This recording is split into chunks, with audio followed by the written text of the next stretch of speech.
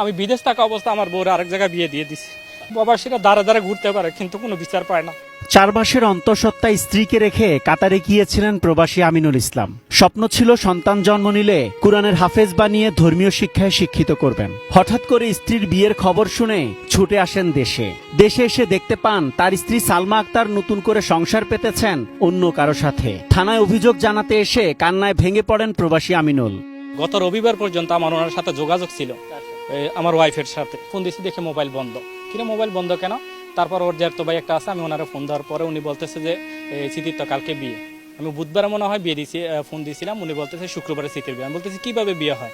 আমার ডিভোর্স দিল না, কোনো কিছু দিল না, আমি টাকা পয়সা ওরে দিতেছি, ওর চিকিৎসা চলতেছে এখন, তাইলে ওর ডিভোর্স হয় বিয়ে হয় কিভাবে? বলতেছে বিয়ে দিয়ে ফেলতেছে, কাউরে জানায় নাই, শুক্রবারে বিয়ে। আমি বিদেশ থাকা অবস্থা আমার বউরে আরেক জায়গায় বিয়ে দিয়ে দিছি। আমার বাচ্চা ছিল, আমি গত এপ্রিল মাসে বিদেশ যাওয়ার সময় প্রেগনেন্ট ছিল 4 মাসের, বাচ্চাটা সব ফালাই দিছে। আমি আরো বলছিলাম যে আমার প্রথম বাচ্চা হলে হাফেজ বানো, এবার চাইলেও হোক, ও বাচ্চাটা ফালাই দিছে। আমিনুলের অভিযোগ, বাবা মা বেঁচে না থাকায় স্ত্রীর নামে টাকা পাঠাতেন তিনি। প্রবাস জীবনে আয়ের সব টাকা নিয়ে তাকে নিঃস্ব করে দিয়েছে স্ত্রী। আমার মা বাবা তো এমনি দুনিয়াতে নেই, মারা গেছেন। আমার ভাইয়েরা আছে, আমি ফ্যামিলিতে সবাই ছোট। তো ওর সাথে আমার একটা আন্ডারস্ট্যান্ডিং ছিল যে ওই রকম কথাবার্তার মধ্যে একটা বিশ্বাস তৈরি হয়েছিল যে ও আমার জন্য কিছু করবে।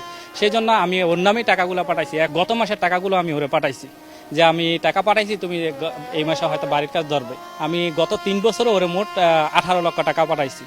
তারপর ওর ডিপিএস ছিল 1.5 লক্ষ টাকা। অ্যাকাউন্টের মধ্যে সব হিসাব আছে, হয়তো ব্যাংক স্টেটমেন্ট বার করলে সব পাওয়া যাবে ওইখানে। যে অ্যাকাউন্টে পাঠিয়েছেন, অ্যাকাউন্টটা কার নামে ছিল? ওর নামে, সালমা আক্তার। আমি ডিভোর্স দিলাম না বা আমার কাছে কোনো ডিভোর্সের পেপার নাই, ও কিভাবে বিয়ে বসে গেল? একটা হচ্ছে এটা, আর দ্বিতীয় হচ্ছে ও আমার থেকে টাকা পয়সা নিল। যদি ওই রকম করবে জানে ও বিয়ে বসে যাবে, তাইলে এরকম আমার থেকে টাকা পয়সা নিল কেন? আমার মা বাবা। তার অভিযোগ, এর আগেও সালমা আক্তারের পরিবার মেয়ের জীবনের নিরাপত্তার কথা বলে জোর করে 10 লাখ টাকা নিয়েছেন তার কাছ থেকে। 3 বছর করোনার জন্য আসতে পারি নাই, তারপর 3 বছর পরে আসছি। যেই দিন আইসা আমি ওদের বাড়িতে গেছি, ওই দিন আমার আটকাই ফেলছে যে ওইখানে নাকি আমি বিয়ে করে, এই জন্য 3 বছর আসতে পারি নাই। আমি ওদেরকে করোনার পেপার সব দেখাইছি। আমি বলছি করোনার জন্য দুনিয়ার পুরো মানুষের সমস্যা দেখতেছে। তারপর ওনারা আটকাইয়া আমার থেকে 10 লক্ষ টাকা নিয়েছে ওর সিকিউরিটি বাবদ। আমার একটা দিন সুযোগ দেয় না যে আমার আত্মীয় স্বজন আছে বা আমার গ্রামের কাউরে ডাকি, ওই সুযোগ দেয় আমার থেকে মোবাইল নিয়ে নিচ্ছে। ওর ফ্যামিলি থেকে ও 10 লাখ টাকা দেওয়ার পরে আমি যখন আমি বলছি ওর আর আনবো না। তারপর ওর একটা জায়গা ছিল, জাহাঙ্গীর নাম। উনি বলতেছে আমার মেয়ে পাগল হয়ে গেছে, এই সমস্যা হিসাবে খানা ঠানা খায় না, মইরা যায়, তোর জন্য পাগল হয়ে গেছে, ও প্রেগনেন্ট, অনেক কিছু বলছে। বলার পর আমি বলছি যেহেতু প্রেগনেন্ট হয়ে গেছে, ওদের ভিতরে যে মানবতা নাই ওইটা তো আগে জানতাম না। তবে সালমা আক্তারের বাবা সব অভিযোগ অস্বীকার করেন। তিনি জানান আমিনুল ইসলামের প্রতারণার ফাঁদে পড়েছেন তার মেয়ে।